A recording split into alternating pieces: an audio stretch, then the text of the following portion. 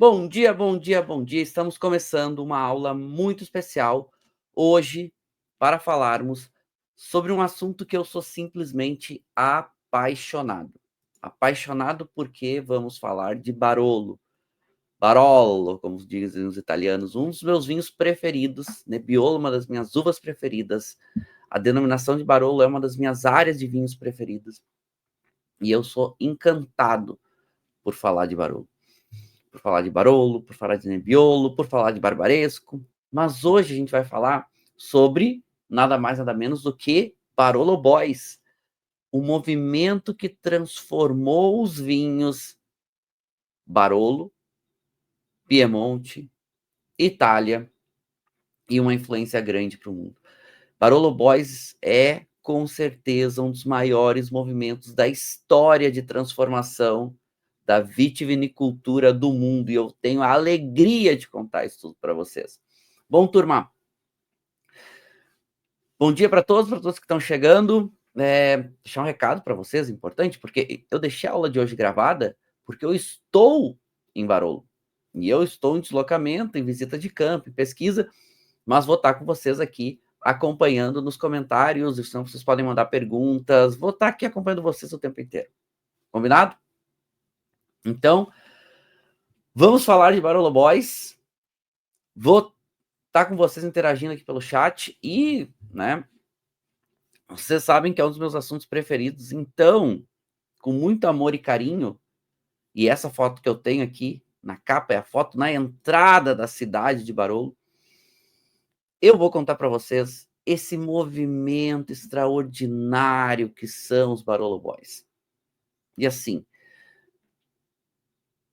tem uma história que quem ganhou essa rixa foram os tradicionalistas. Mas isso a gente vai ver a partir da nossa aula de hoje. Bom, como eu falei para vocês, estou de pesquisa de campo lá no Piemonte, então sigam Marcelo Underline Vargas, que eu vou estar trazendo todas as novidades para vocês, tudo que está acontecendo no Piemonte, principalmente na área do Lang. Estou indo lá, além de fazer uma pesquisa de campo, para fazer um curso lá no consórcio dos vinhos locais e rodar muitos produtores, muitas vinícolas, entender todo esse fenômeno que está acontecendo. Inclusive, vai ficar um destaque aqui no Instagram, que vai ser Piemonte. Então, acompanhem pelo Instagram, que tem muita novidade vindo aí para vocês. Tá? Então, muito conteúdo atualizado, enfim. Então, sempre dou essa dica especial. Aproveitem. Já está aqui na aula, deixa aquele curtir especial na aula de hoje. A aula de hoje vai ser bem, bem legal, então se preparem. E se não está inscrito no canal, você sabe, né? Que do outro aqui no cantinho tem um assinar canal, se inscreve e todo sábado, 10 horas da manhã, uma aula nova aqui para vocês. Lembrando que as aulas só ficam uma semana aqui no ar, né? Então, assistam a aula, sábado, 10 horas, a gente interage, depois fica gravado, pode ver e rever, se não, fica só lá para os alunos do grupo Premium, certo? Estamos tudo pronto, estamos tudo preparado. A produção vai rodar a nossa vinheta de abertura e nós vamos desbravar, não qualquer vinho de Barolo, mas entender quem são, o que foram e o movimento Barolo Boys que transformou os vinhos, não só de Barolo, mas de todo o Lang, de todo o Piemonte, de toda a Itália. Então, produção, roda a vinheta.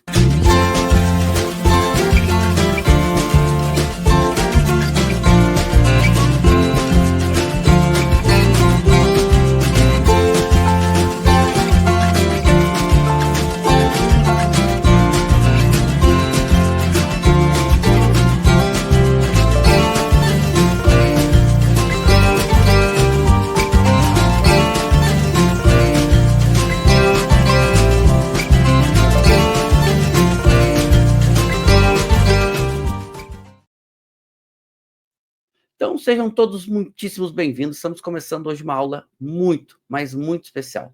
Porque hoje vamos falar de um movimento incrível de transformação do vinho italiano, que é o movimento dos Barolo Boys. Barolo Boys foi simplesmente uma transformação histórica. Foi um movimento, assim, de tamanho impacto da vitivinicultura, e eu estou olhando aqui para um desses vinhos de Barolo, já vou mostrar para vocês, e eu fico simplesmente impactado como esses vinhos transformaram, mudaram a ideia, o conceito dos vinhos de Barolo. Mas é que não foi somente Barolo. Eles têm um impacto muito grande na história dos vinhos do Lang, na história dos vinhos do Piemonte, na história dos vinhos da Itália como um todo. Porque esses produtores, eles simplesmente revolucionaram o que a gente entende de vinhos hoje, e Barolo é uma das principais denominações. Barolo, com certeza, é uma das principais áreas de vinho hoje, da Itália e do mundo. Uma das poucas que exige 100% de uma variedade, que é a Nebbiolo, e isso é bastante raro, é pouco comum. Por que que é pouco comum? Porque na Itália, de modo geral, falarmos de vinhos dentro das denominações que exijam 100% de uma variedade é muito difícil. Dificilmente uma denominação na Itália exige 100% de uma uva. Normalmente elas têm uma flexibilidade de poder incluir outras uvas no corte para dar uma flexibilidade maior para os produtores. Barolo não. Barolo é 100% Nebbiolo. E Barolo vem com uma história de muitos e muitos anos. E uma história da mais pura essência dos produtores tradicionalistas. Dos produtores que, durante os anos, com o passar dos anos, eles eles construíram a ideia, o conceito, trazendo junto consigo a história dos vinhos locais. E eu falo assim, eu tenho pesquisado muito sobre Barolo, porque é uma das minhas áreas preferidas de vinhos do mundo. Eu vou contar para vocês hoje sobre Barolo Boys coisas que pouca gente sabe. Pouca gente realmente sabe o que foi esse movimento. E eu vou explicar isso para vocês. Essa foto, ela é uma foto muito histórica, ela é muito icônica, porque ela é na entrada de Barolo. E quando você sai bem na frente da, da vinícola da família Bretza, e ela mostra, né, as comunas, algumas das comunas de Barolo aqui, né, Lamorra, Monfordalba, Novello. Então tem algumas aqui, alguns caminhos dizendo, olha, né, para onde você vai aqui em Barolo. E eu, por gostar muito de Barolo, e até por preferência, eu retorno para Barolo sempre que eu posso. Então, nos últimos anos, pelo menos uma vez por ano, eu fui até Barolo para continuar acompanhando o que é esse movimento de transformação. Porque hoje, gente, em Barolo, a gente tem o hectare mais caro de vinho da Itália. Um hectare de cru de Barolo chega a custar 5 milhões de euros.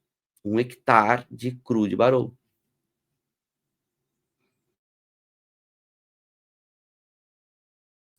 Vocês têm ideia do que é isso? 5 milhões de euros no hectare. E até eu trouxe essa foto, aqui na aula de hoje eu trouxe bastante foto autoral, porque essa história dos Barolo Boys, ela é bastante contada, mas ela é pouco realmente entendida. Essa imagem eu usei numa das últimas aulas que eu fiz sobre Barolo, falando um pouquinho, e ela era uma foto do final da minha última estada em Barolo, ano passado. E a família Bretza, que é um dos produtores mais tradicionais de Barolo, eles me deram esse vinho, eu estava indo embora, eles deixaram um presente ali para mim, que é um vinho assinado dizendo, ó, para Marcelo, Te esperamos de novo em Barolo. Ó, 9/11/2023.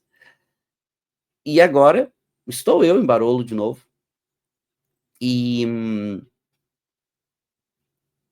é impressionante como eles mudam, como eles é uma região que ela é muito tradicional, mas ela também traz muitas coisas novas de um ano para o outro. E essas novidades, elas com certeza estão relacionadas com os Barolo Boys. Por quê? Porque os Barolo Boys, eles trouxeram um movimento de transformação que não foi somente no momento que eles estavam implementando essa ideia. E se a gente olha hoje uma tabela de safra como a da Wine Enthusiast, e a gente olha que Barolo, nos últimos anos, tem atingido pontuações de safras muito altas. Se a gente pegar 2013, 94 pontos. Olha que se a gente pegar 2012, 2011, 2010, 2009, depois que 2016, talvez a melhor safra da história, eu sou apaixonado pelos vinhos da safra 2019. Para mim, uma das minhas preferidas. E a gente só consegue hoje tomar vinho da safra 2019 e ter prazer e ser gostoso por causa dos Barolo Boys, por causa das mudanças que os Barolo Boys conseguiram trazer para a área de Barolo.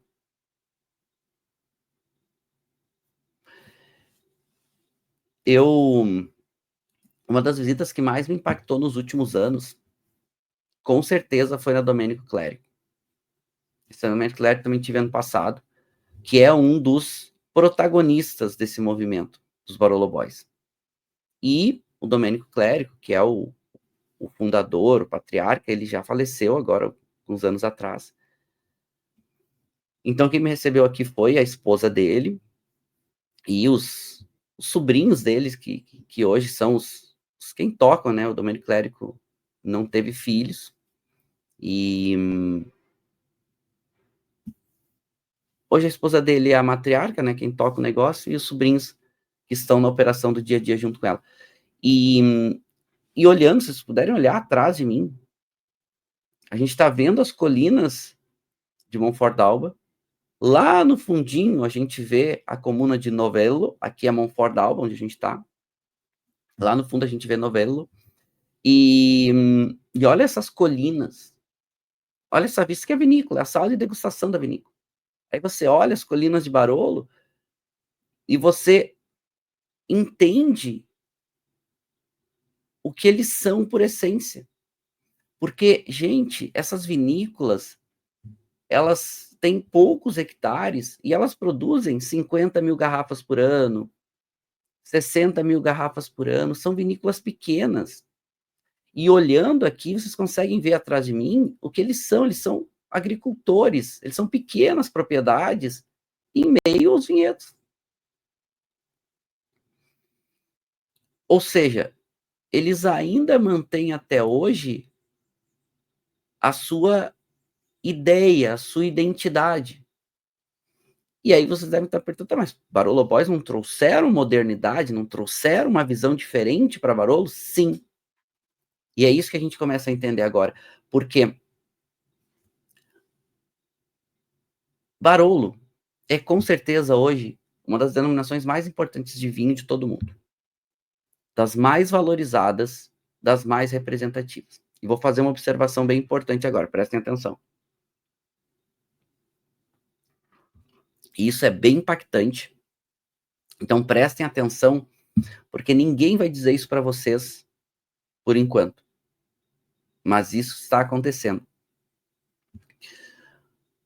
Hoje, o Lang, Piemonte como um todo, mas principalmente a área do Lang, que envolve, né, a área do Lang é que tem dentro dessa grande área, que é uma área histórica chamada Lang, que tem Barolo, tem Barbaresco, tem várias outras denominações. Roero, Dogliani, enfim. O Lang hoje é a maior das essências de terroir. E se a gente pega Barolo, é uma dessas. poderia até citar Barolo como a grande essência de terroir hoje, a grande tradução de terroir hoje fora a Borgonha. A Borgonha é o concura. Borgonha é a Borgonha. Borgonha estão há 2.000 anos lá, 2.000 anos, há mais de 1.000 anos lá, entendendo cada área. A Borgonha não é longe de Barolo, é perto. Inclusive, essa área toda, antigamente, fazia parte do Reino de Savoia. O Reino de Savoia estava ali, né? Pegava essa parte de Savoia, na França, a parte da Borgonha, pegava a parte do Piemonte, fazia parte de um reino. E, aliás, uma das grandes teorias que se tem é, se sabe que a Nebbiolo, que é a uva de Barolo, e a Pinot Noir, que é a uva dos vinhos tintos da Borgonha, são uvas muito antigas e provavelmente das mais antigas do mundo que se tem conhecimento hoje. E provavelmente elas são variedades que são oriundas diretas de variedades selvagens que foram domesticadas. Não se tem comprovado qual é a origem delas.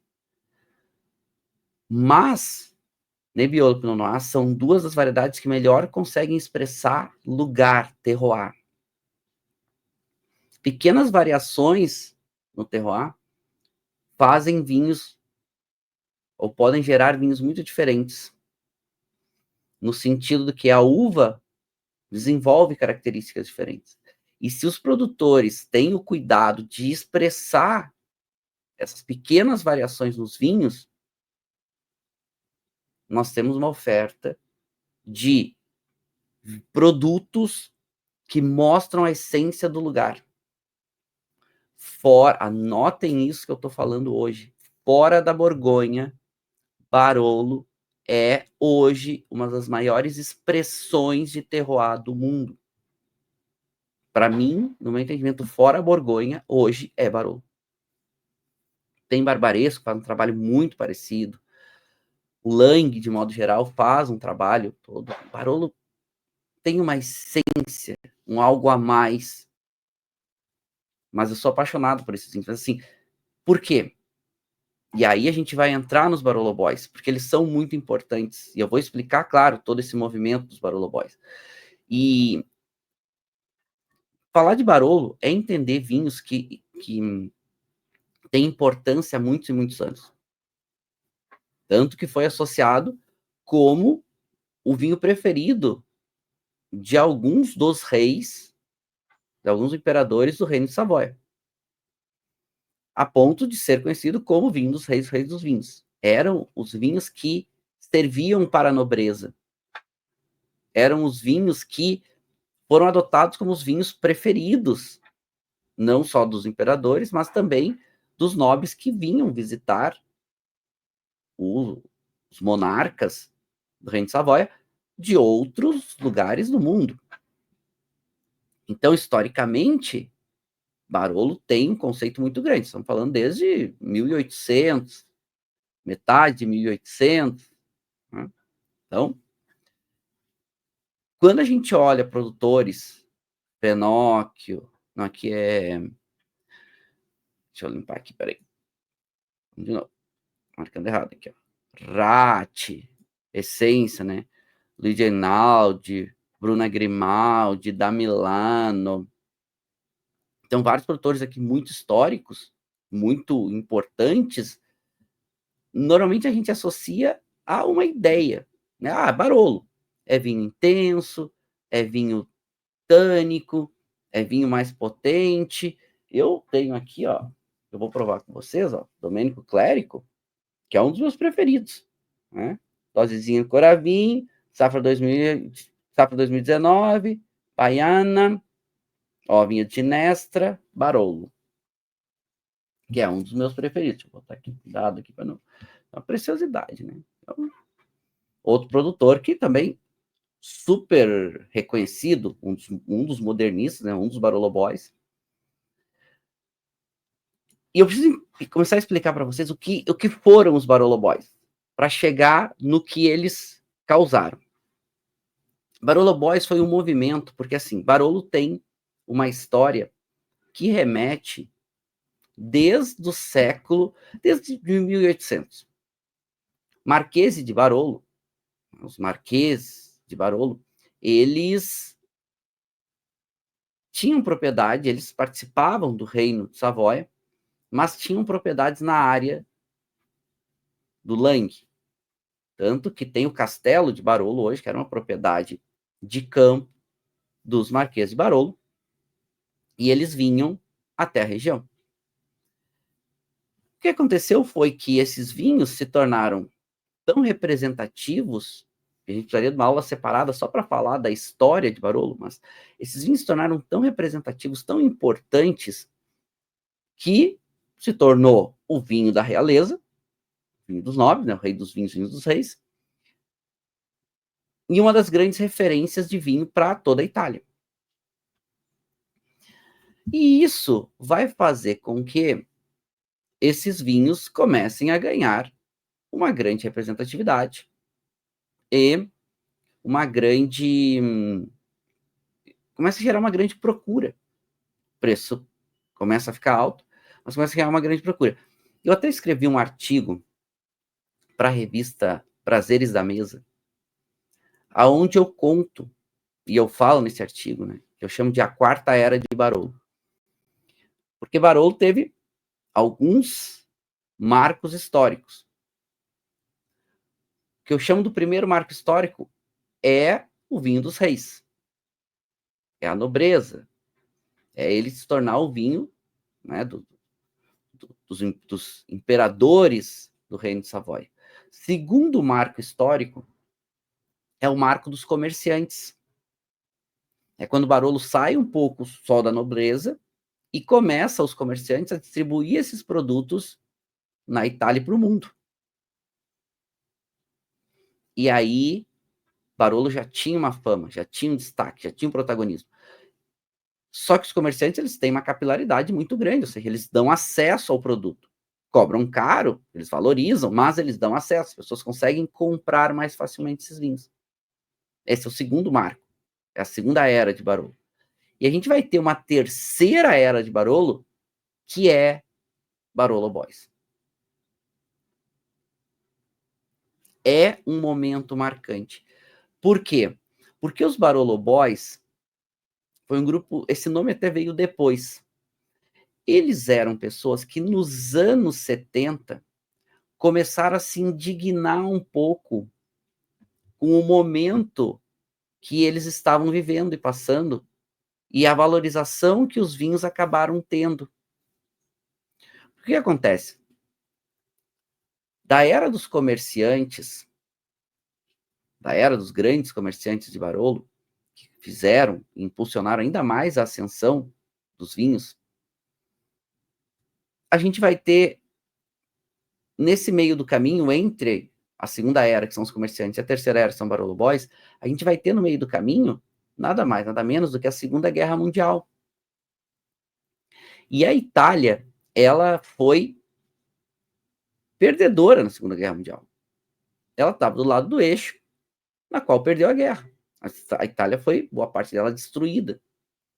Então, ali, da metade dos anos 40, porque a Segunda Guerra Mundial acaba em 1944, da metade da metade dos anos 40 em diante, anos 50, começo dos anos 60 e anos 60, a Itália está passando por uma recessão, uma crise econômica absurda. Absurda. Então, os vinhos de Barolo, eles também começam a perder qualidade, eles também começam a ter mais dificuldade de produção. Então, se dividiu a produção de Barolo em algumas grandes cooperativas que compravam vinhos ou compravam uvas de pequenos produtores, faziam os vinhos e escoavam os vinhos para o mundo. E alguns produtores mais reconhecidos e que já tinham uma tradição maior e que conseguiam ter uma marca e um reconhecimento, que continuavam fazendo seus vinhos e conseguiam ter um valor agregado interessante por esses vinhos. O que aconteceu foi que, a partir dos anos 70, alguns produtores começaram a ficar muito incomodados com os rumos que estava tomando a área de Barolo, a área do Lang. Porque essas grandes cooperativas, essas grandes empresas, eram cooperativas e grandes vinícolas, elas compravam as uvas dos produtores para fazer Barolo. Só que com momento de crise e recessão, cada vez mais eles estavam pagando preços menores. E eles estavam realmente numa crise econômica muito séria. Então, os produtores da área de Barolo, eles estavam vendendo cada vez menos valorização às suas uvas. E isso começou a causar um problema social muito grande. Muitos estavam preferindo não ser mais agricultor, não produzir mais uva, porque os valores eram muito baixos. Barolo estava numa era meio escura, não tinha a valorização que tem hoje. Tanto que a uva mais plantada nessa época, nos anos 70, não era Nebbiolo, aqui na área do Lang. Não era nem Barbera, era Dolcetto. Era a uva que eles faziam vinho para eles tomarem. Então, poucos tinham recurso financeiro para fazer bons vinhos, vender valorizados seus vinhos e ganhar dinheiro. E quem tinha isso eram produtores muito tradicionais. Eram produtores que eles estavam felizes assim, com o que estavam fazendo. Porque Barolo é uma área muito tradicional. É uma área muito conservadora. Mas alguns produtores começaram a ficar um pouco indignados. E isso aconteceu com essa indignação, principalmente com uma nova geração que estava surgindo. Essa geração, filhos de produtores históricos da região, agricultores, na sua maioria históricos da região, já estavam ali há bastante tempo, e eles começam a se indignar. Eles começam a ficar incomodados. Estamos falando de metade dos anos 70. Eles começam a ficar incomodados. Poxa, mas espera aí, estão pagando cada vez mais barato a nossa uva, nossa uva não tem valor, a gente não consegue fazer vinho e vender o vinho valorizado, a gente não tem dinheiro para investir em tecnologia, para produzir os nossos vinhos melhores. E alguns desses produtores, eles se indignam. Eles ficam muito incomodados. Eles ficam muito... E esses filhos começam a... Bom, nós precisamos fazer alguma coisa. Eles descobrem, e aí vem um momento interessante, porque é uma nova geração. Então, estamos falando de anos 70, uma nova geração que está surgindo. E para ajudar isso, eles começaram a ver que existiam lugares no mundo aonde alguns produtores ou algumas regiões começavam a ter cada vez mais valor agregado. Barolo não está longe da Borgonha. É só cruzar os Alpes. É só cruzar os Alpes. Do outro lado a gente tem a Borgonha. E esses produtores mais jovens, eles também eram mais abertos a viajar, eles eram mais abertos a olhar o mundo, eles eram mais abertos a tentar fazer coisas melhores, eles tinham um pouco mais de coragem, eram jovens, estamos falando de jovens de 20 e poucos anos. E esses filhos de produtores começaram a ter inspiração. Mais do que isso, daqui a pouco começaram a ver, isso já nos anos 80, que os Estados Unidos estavam se direcionando para um perfil de vinho que os americanos estavam dispostos a gastar mais dinheiro. Que eram vinhos mais frutados, que eram vinhos mais amadeirados, que eram vinhos mais macios, menos tânicos, menos ácidos. Era o contrário do que Barolo fazia. Barolo fazia vinhos muito ácidos, muito tânicos, vinhos de longuíssima guarda, mas precisava de anos e anos para poder tomar um Barolo e ter prazer. E esses produtores, então, os filhos desses produtores, começaram a modificar o jeito de fazer vinho. E esses filhos de produtores, porque eles eram a próxima geração, alguns desses filhos de produtores, né, porque tinham ainda os produtores que eram muito tradicionais, começaram a fazer vinhos diferentes em Barolo. E isso começou a incomodar muito os produtores tradicionais, os produtores que eram mais antigos, que tinham algum sucesso, mas que faziam vinhos de um jeito histórico de Barolo. Então, alguns jovens queriam fazer diferente, alguns mais antigos queriam fazer como sempre foi feito. Assim, eu não estou dizendo que um lado ou outro tinha razão.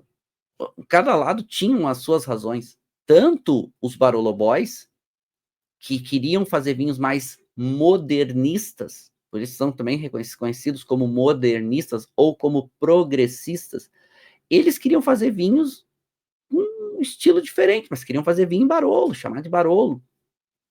Os tradicionalistas, aqueles que já estavam ali há muito tempo, eles tinham uma ideia, tipo, oh, Barolo é assim, essa é a essência de Barolo, a gente não quer mudar isso, a gente quer fazer Barolo desse jeito, como sempre foi feito. Então começou uma briga, literalmente, tanto que, né, a gente sabe que os italianos são bem veementes, né? Então eles são bem intensos. Então começou uma briga entre esses dois grupos, e essa briga começou a ganhar muita notoriedade, começou a ganhar muito destaque, tanto que surgiu, alguns anos atrás, um documentário que conta um pouco dessa história. Então, chamaram esse documentário de Barolo Boys, porque esses jovens produtores que estavam fazendo esse processo de transformação foram reconhecidos como Barolo Boys, ou seja, eles eram os filhos, né? Então, meninos, né? Os meninos de Barolo. A história de uma revolução, então, que conta um pouco isso. Mas eu vou explicar para vocês, o documentário conta. Inclusive, o documentário mostra os produtores indo para a televisão fazer debate. De um lado, tradicionalistas, do outro, modernistas. Então, como eles chamavam lá, né? Os progressistas, que eram os modernistas, e os conservadores, que eram os tradicionalistas.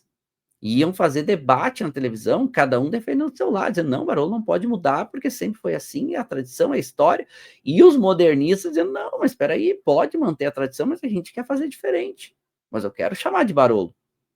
Eu estou em Barolo, eu uso a uva de Barolo, eu só quero, em vez de usar grandes pipas, grandes tonéis de madeira, eu quero usar a barrica nova, francesa.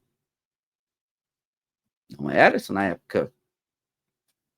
Isso não era convencional, né, na Itália. Só que o que aconteceu? Esses produtores novos, esses Barolo Boys, que estavam fazendo vinhos com uma identidade diferente, muito mais moderna, porque assim, isso começou nos anos 70, entrou os anos 80 e anos 90 dentro. Essa história ficou, né, muitos anos em disputa, em rixa. Então não foi algo que resolveu rápido. Tanto que, se a gente olha no documentário, eles separam, né? Isso era um jornal da época que mostrava assim, ó. Hoje, na época, né, os produtores progressistas, né, os modernistas. Então, volta aqui, Altari, Domênico Clérico, Paolo Scavino, Roberto Voerzio, Bruno Rocca, Enzo Boglietti, Fenocchio, os conternos, né? Fantino Conterno. Então, esses eram os progressistas, alguns dos progressistas, alguns modernistas. E do outro lado, os tradicionalistas. Bartolo Mascarello, Pepe Rinaldi, né? Que é o lendário, né? Lendário Pepe Rinaldi, que é Giuseppe Rinaldi. Brovia, Família Brezza, Baralli, Cavalotto, tudo isso, Capellano, todos esses tradicionalistas. Dizendo, olha, aqui tem, os jornais, porque isso aqui tem mal, o pessoal aqui tá aquecido, o pessoal aqui tá animado aqui, né?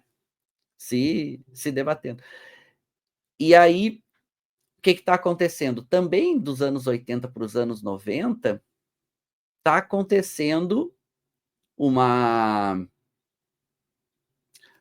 abertura muito grande dos Estados Unidos.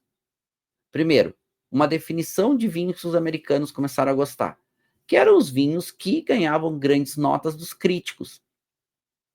Eram vinhos mais frutados, mais barricados, vinhos mais fáceis de beber. Os grandes críticos, eles estavam dando notas muito altas para esse perfil de vinhos. E os americanos gostando dessa ideia, gostando desses vinhos, querendo isso. O que aconteceu com esses Barolo Boys, esses vinhos que esses produtores modernistas estavam fazendo?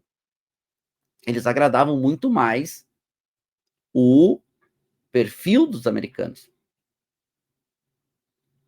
E os americanos começaram a querer comprar esses vinhos. Eu quero esses vinhos de Barolo. Eu quero esses vinhos mais amadeirados, eu quero esses vinhos mais fáceis de beber, eu quero esses vinhos. E um italiano que se tornou importador dos Estados Unidos, morando lá, Marcos de Graça, que é esse carinha aqui, ó, ele começou a pegar esses vinhos, que ele começou a gostar, e começou a levar esses vinhos para os Estados Unidos, ali dos anos 80 para os anos 90, e esses vinhos começaram a fazer sucesso. Quem? Esses vinhos mais modernistas. Esses vinhos que os Barolo Boys estavam fazendo. Tem essa foto aqui histórica, né, que reúne vários produtores. Né, então aqui é Altari, aqui a gente tem a Chiara Boschi, aqui a gente tem Luciano Sandroni, aqui, os caras históricos aqui na foto. Diz que essa foto foi tirada lá nos Estados Unidos, né, com esses produtores indo para lá, vendendo seus vinhos e fazendo sucesso.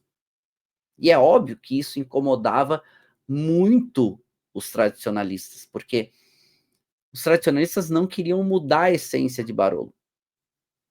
Eles queriam continuar com essa ideia de produção que sempre foi feita. Bom, eles eram felizes assim. E como eu falei para vocês, eles tinham as suas razões. Mas esses modernistas também tinham as suas razões. Esses Barolo Boys tinham as suas razões. Eles simplesmente queriam fazer vinhos melhores. Eu seguidamente cito esse momento aqui que eu fiz essa foto, porque essa foto eu fiz na Provine em 2017, se eu não estou enganado. Acho que foi 2017. E aqui foi na mesma, essas duas fotos no mesmo dia, que são dois produtores bastante icônicos de Barolo. Aqui, Elio Altari, inclusive a filha do Elio Altari aqui, a Helena. Elio Altari tem duas filhas, né? A Silvia, que hoje é a enóloga, chefe, e a Helena, que é a responsável pela distribuição e venda. Inclusive, mora na Alemanha hoje para ajudar a distribuir os vinhos da Elio Altari. Do outro lado, Francesco Rinaldi, outro produtor tradicionalista. O outro Rinaldi, né? Inclusive, Francesco Rinaldi, a vinícola fica no meio dos vinhedos de Canube ali, é um dos crus mais importantes de Barolo. E eu perguntei para as duas, bom, como você vê hoje os vinhos, né? Como você vê hoje, né, Barolo como denominação, isso é 2017. A Helena, filha do Hélio Altari, ela, Barolo, a gente entende como cada vez mais elegante, Barolo como cada vez mais a valorização de áreas menores, os crus e tudo mais. Do outro lado, a filha do Rinaldi, falando, olha, a gente faz os crus de Barolo de áreas específicas. A gente faz, gosto, mas no meu entendimento, Barolo de verdade é o Barolo que representa a região. É o Barolo como antigamente era feito. Um Barolo que mostra o que é a região inteira, não uma área específica. E essa é uma das grandes diferenças dos tradicionalistas e dos modernistas. Aliás, essa é parte importante. O que os tradicionalistas, né, os conservadores, produziam e queriam manter? Primeiro, elaboração, a fermentação e a maturação dos vinhos em grandes pipas, em grandes barris de carvalho. Barris grandes, muito velhos, muito reutilizados, madeira do leste europeu, vinhos muito extraídos, muito duros quando jovens. Tanino, acidez, poucos aromas, né? Que com o passar do tempo, esses vinhos, eles vão criando uma amplitude de aromas e de sabores que é incrível. É incrível. Assim, gente, alguns dos meus Barolos preferidos são tradicionalistas. São incríveis, mas precisava de 20 anos, 30 anos, 40 anos para esses vinhos estarem entregando o seu melhor. Eu abri, a coisa de 2 anos atrás, eu abri um Barolo desses tradicionalistas, 1999. Vamos dizer que eu abri em 2019 esse vinho. Não foi um pouquinho mais. Mas assim, tinha mais de 20 anos o vinho. Duro. Ainda difícil de tomar. Precisava de mais uns 20 anos para aquele vinho estar mais pronto. Então, isso que era a essência dos tradicionalistas. Muito tempo, muita maceração para tentar extrair um pouco mais de intensidade. Nebbiolo é uma uva que não tem muita cor, então eles extraíam um pouco mais para tentar tirar um pouco mais de cor. Isso fazia com que eles tirassem ainda mais tanino. Então, eram vinhos que precisavam de muito tempo. Quando jovens eram muito duros, eram muito difíceis de serem tomados. E era a ideia também dos tradicionalistas era preservar o lugar. Então, o que eles pensavam? Um Barolo não é de área, um vinhedo aqui, outro. Não, Barolo é a consistência do lugar. O nome Barolo, a denominação Barolo é mais importante do que uma área específica. Então, eles não gostavam da ideia dos crus. Eles queriam fazer vinhos que fossem um vinho chamado Barolo, onde eles vão pegar vinhedos diferentes para fazer um vinho mais equilibrado na visão deles, que mostrassem a área, a denominação Barolo, não um local específico. Já os modernistas, os chamados progressistas, que eram nada mais, nada menos do que os Barolo Boys, que estavam fazendo esse movimento, e claro, esse movimento foi ganhando adeptos para os dois lados, né? Os que eram tradicionais não queriam mudar, e os que eram modernistas e queriam fazer coisas diferentes. O que os modernistas estavam implementando? Desde os anos 70, final dos anos 70, e ganha força muito nos anos 80 e depois dos anos 90. Barrica nova francesa,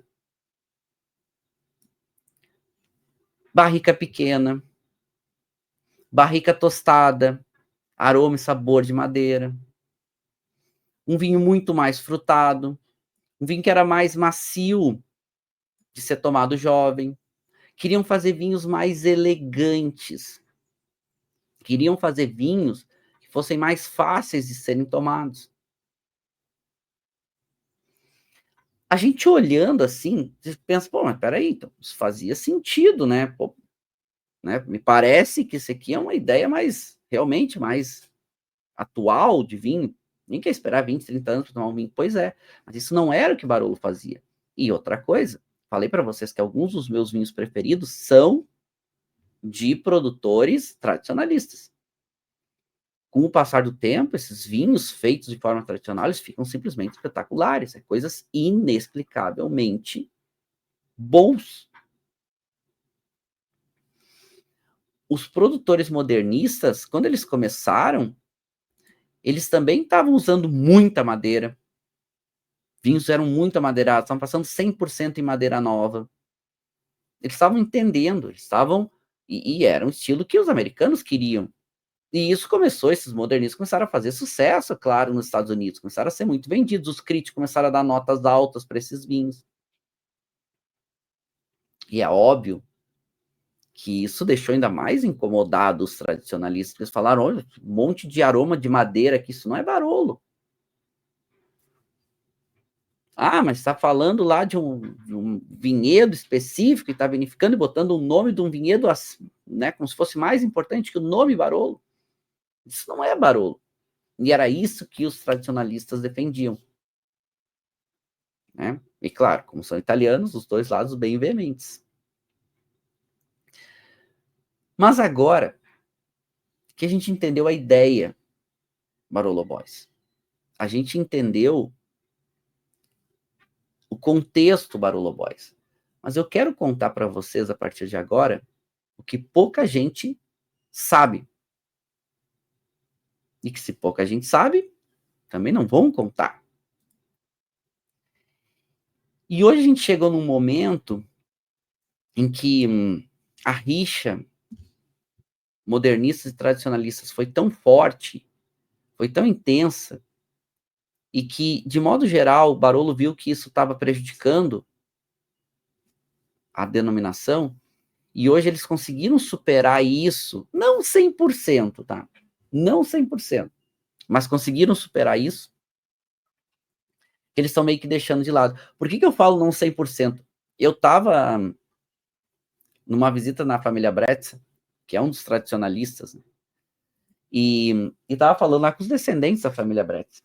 E aí eu estava lá, que fica, a família Bretz fica em Barolo, né, na comuna de Barolo, e estava pegando né, o mapinha com eles da região de Barolo, aqui, das vinícolas e tal.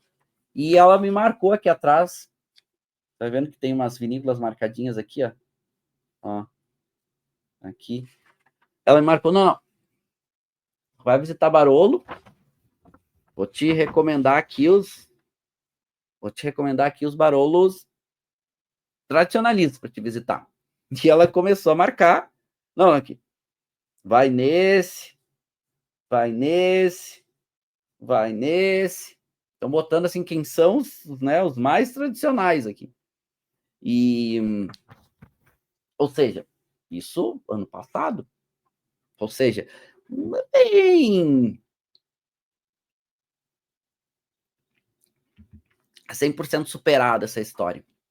E uma coisa que os modernistas queriam fazer, eles queriam fazer vinhos mais elegantes, vinhos menos duros.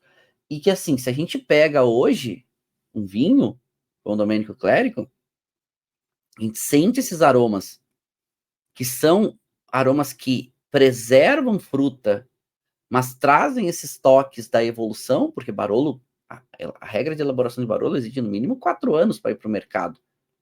São no mínimo 18 meses em madeira. Então a gente sente esses aromas que tem o toque secundário, mas principalmente o toque terciário, junto com a fruta. E isso é ótimo. E a gente sente esses aromas que também remetem a um toque floral, uma flor seca, o toque da cereja, aquela cereja um pouquinho mais madura. A gente sente aquele aroma de chá verde, de chá preto, o terroso, né, o alcaçuz, um toquezinho meio alcatrão, começando a aparecer em boca.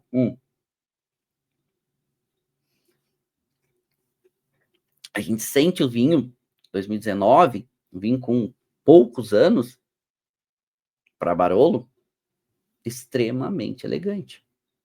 Barolo 19 começou a ir para o mercado ano passado. É uma safra extremamente jovem, uma safra extremamente recente. A gente sente essa elegância, a gente sente essa finesse para Barolo. ainda tem tanino, ainda tem bastante acidez, um vinho com acidez, muita acidez. Um tanino médio, médio alto, mas que é bem mais macio. E é isso que eu quero contar para vocês a partir de agora, que é a história que as pessoas não contam, porque não sabem muitas vezes. Dos Barolo Boys, o que se passa? Um dos líderes do movimento Barolo Boys é Hélio Altari. Hélio Altari ainda está vivo. Tá? Esse senhorzinho aqui atrás, junto com as duas filhas, essa é a Helena, essa é a Silvia. Hélio Altari, junto com alguns produtores, nos anos 70, foram para Borgonha. Jovens foram para Borgonha. Quando eles chegaram na Borgonha, eles provaram os vinhos da Borgonha e ficaram impactados. Impactados. Isso é muito bom. O que eles estão fazendo, o que os franceses estão fazendo aqui é muito, muito bom. Mas os vinhos muito mais elegantes. Vinhos amplos, profundos, buscando valorizar lugar, terroir. E mais do que isso, esses vinhos da Borgonha dos anos 70 eram muito, muito valorizados. Muito prestigiados. E os produtores da Borgonha ganhando muito dinheiro com isso.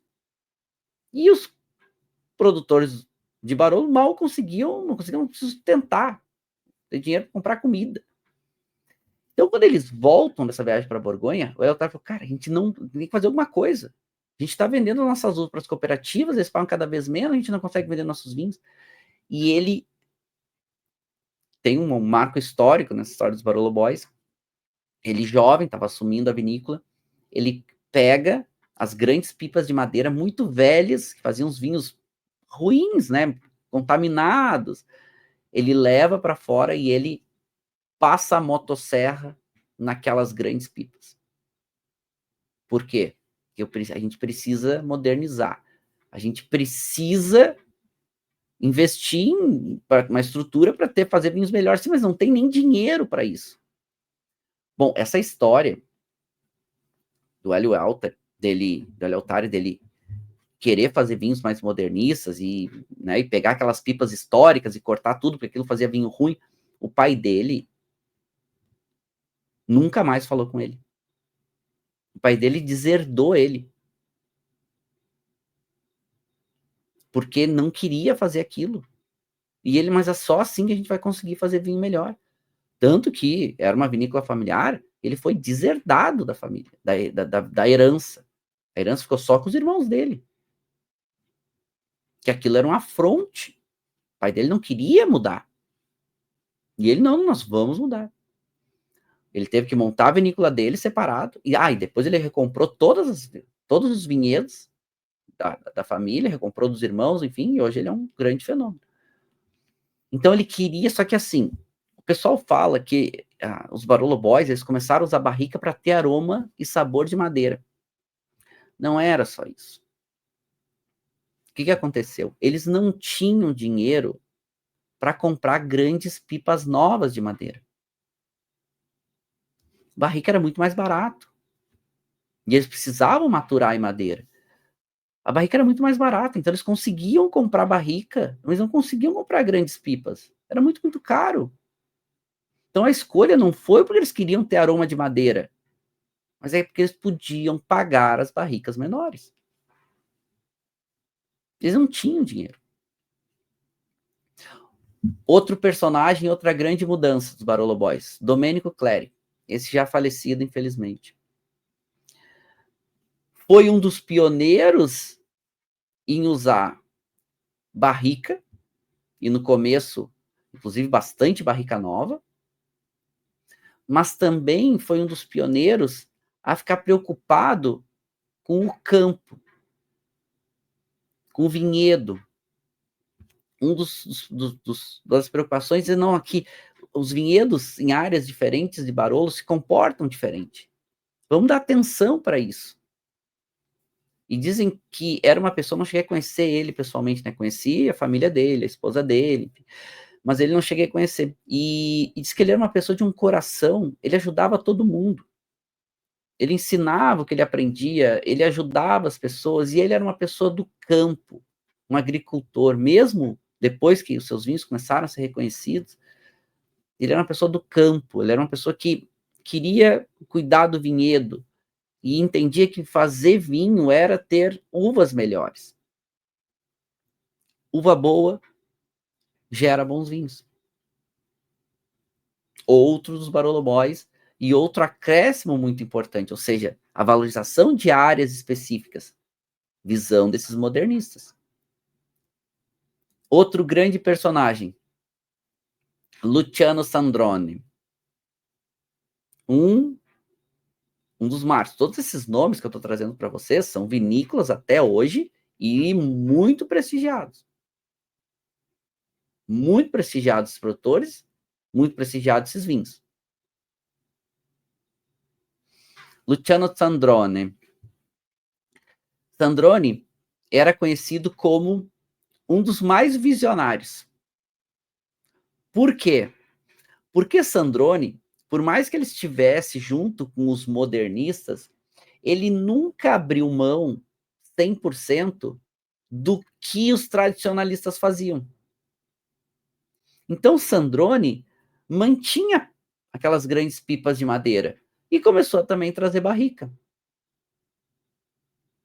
Luciano Sandrone começou a tentar fazer vinhos mais macios, mas ainda mantendo aquela essência de um tanino bem presente, uma acidez alta, um pouco menos que os tradicionalistas, mas não deixando a madeira ser tão evidente quando usasse barrica. Então Sandrone é conhecido como um Barolo Boys, mas que era o meio do caminho. Ele não era tão radical como os modernistas, radical de transformação, e ele não era tão radical como os tradicionalistas de conservação, de não mudar, não, ele era o meio do caminho. E até hoje é conhecido como um dos caras que mais inspirou essas transformações de Barolo, porque hoje a maior parte dos produtores de Barolo, eles são meio do caminho. Eles são um pouco de Luciano Sandrone. Outro grande Barolo Boys, outro grande modernista, e mais do que isso, outro grande acréscimo para a produção da região, Roberto Voerzio. Roberto Voerzio defende até hoje que é o seguinte: vamos diminuir produtividade de vinhedo. Vamos ter uvas mais concentradas. Bom, mas isso vai gerar menos vinho. Sim, isso vai gerar menos vinho, mas vai fazer vinhos melhores. Outro dos modernistas. Gente, esses produtores que eu estou falando para vocês, Hélio Altari, Luciano Sandrone, Roberto Voerzio, Domênico Clérico, são todos grandes vinhos.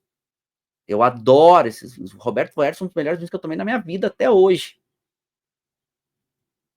Um vinho tinha ali uns 15 anos, mais ou menos, um dos crus do Voerzio.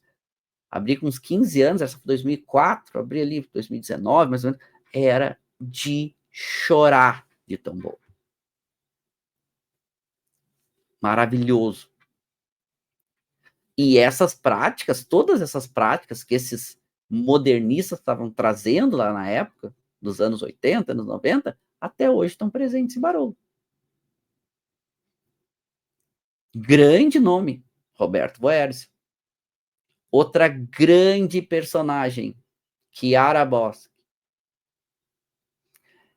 Estava lá com os modernistas, era uma Barolo Boys, uma das únicas mulheres, e ela com uma visão muito também de campo, mas já defendendo lá nos anos 80, anos 90, que tinha que cuidar da natureza, que tinha que cuidar dos vinhedos, que tinha que diminuir agrotóxico, que tinha que tentar fazer vinho mais orgânico possível nos vinhedos, que tinha que o ecossistema se reequilibrar, porque senão que a terra estava morrendo, e até hoje ela é super veemente nisso. É uma produtora orgânica, faz vinhos, muitos produtores hoje de Barolo são orgânicos, né? Mas ela foi uma das primeiras a brigar por isso. Também incluindo entre os modernistas, mas além de ser uma mulher muito empenhada com a causa, né? Muito empenhada. E também trouxe essa visão de modernidade. Inclusive, gente, Barolo até hoje é muito machista. Poucas mulheres conseguem espaço em Barolo. Ela é hoje a responsável pela vinícola. E tem uma história que até a Karen O'Keefe ela defende, que é uma das grandes especialistas em vinhos de Barolo. É uma americana que mora hoje lá e escreve vários livros. E eu acompanho bastante, o trabalho dela é muito bom. A Karen, a Kirin, ela fala que os vencedores dessa história foram os tradicionalistas. Por quê? Porque os tradicionalistas, eles acabaram defendendo essa ideia dos grandes botes de madeira, etc. E que hoje a maior parte dos produtores de Barolo, seja modernistas ou tradicionalistas, tem essas grandes pipas.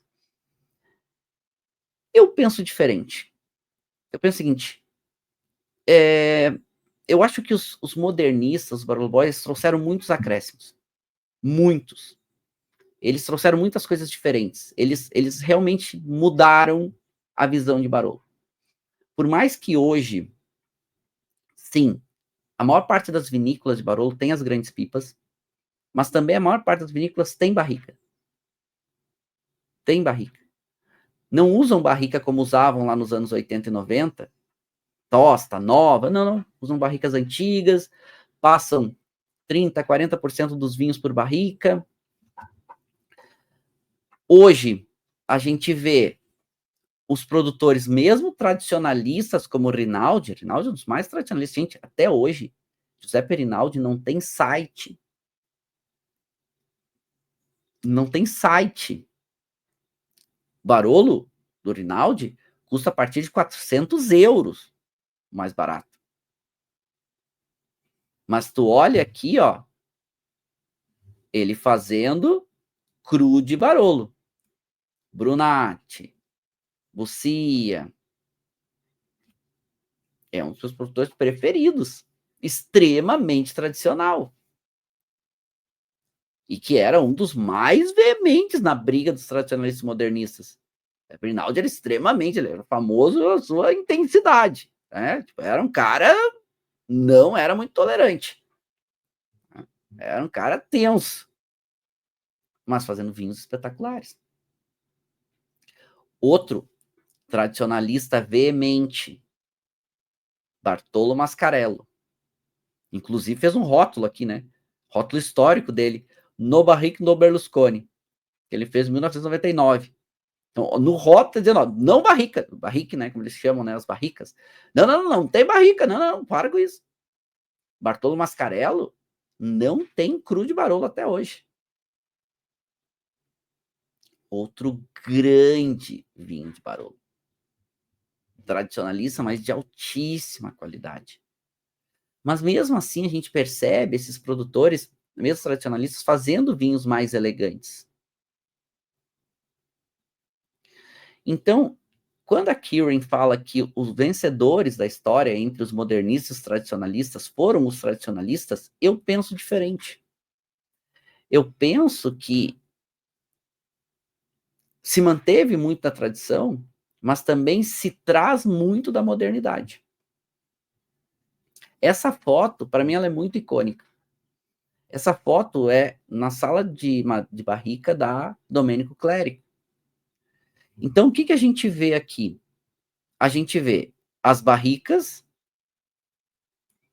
a gente vê as grandes pipas, e lá atrás tem as pipas ainda maiores. E mais do que isso, a gente vê ânfora de barro. Eles estão testando para Barolo. Então, eu não entendo que os vencedores dessa história foram os tradicionalistas. Eu entendo que se criou uma miscigenação de se manter uma parte da tradição, alguns produtores extremamente radicais na tradição até hoje, mas também se abriu para muitos diferentes conceitos modernos. Barrica, vinho mais elegante, crus, vinhedos com menor produtividade, tudo isso, vinhos mais frutados, tudo isso são conceitos dos modernistas. E tudo isso está presente em Barolo. Hoje, Barolo é extremamente elegante versus o que era há 20, 30 anos atrás. Tá? Tem produtores que ainda são mais distraídos, mais concentrados, tem produtores que são extremamente elegantes. Então, o meu entendimento é que não teve um vencedor, mas hoje é uma miscigenação. E, na minha opinião, é ótima, porque os vinhos estão muito melhores. Vamos vir em 2019 hoje, ele é incrível. De um bom produtor, ele melhora ainda alguns anos, melhora.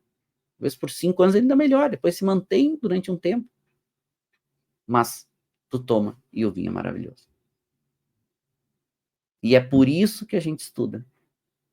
É por isso que a gente aprende para também derrubar paradigmas, derrubar ideias, conceitos não muito que nos limite, né?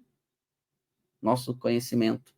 E falo para vocês, na minha opinião, modernistas ou tradicionalistas, indiferente. Tem que fazer bom vinho. E isso, no fundo, é o que importa. Alguns dos meus melhores e preferidos barolos são tradicionalistas. Alguns dos meus melhores e preferidos barolos são modernistas. E eu gosto de bons vinhos. E é por isso que a gente estuda para aprender. Pessoal, eu adorei falar de Barolo Boys. Eu adorei contar essa história com um pouco mais de tempo e profundidade para vocês. Pouca gente vai contar a história dessa maneira. Isso faz parte de muitas pesquisas, visitas, conversas, entrevistas com os produtores. E falar sobre isso toca meu coração, porque Barolo, Nebbiolo são alguns dos meus vinhos preferidos do mundo. Adorei. Quero deixar aquele beijo e aquele brinde final. Dizer que, né, estou em Barolo, e se estou em Barolo, eu vou trazer muitas novidades para vocês. Então, entrem lá, Marcelo Vargas, que tem muita novidade lá no Instagram, muita novidade mesmo. Tá? Então, aproveitem, que eu estou em Barolo trazendo mais novidades para vocês, e assim, ó, é de tocar o coração, né? É de tocar o coração, eu amo. Acompanhe pelo Instagram, tem muita coisa legal. Gostaram da aula de hoje? Deixa aquele curtir especialíssimo. E se não está inscrito no canal, né, assinar o canal para vocês terem a oportunidade de ter vinhos. Entender de vinhos, procurar vinhos, degustar vinhos aí com muito mais assertividade. Certo? Produção, assina a aula de hoje, foi bem especial, eu adorei e vou trazer muitas novidades. Acompanhe pelo Instagram.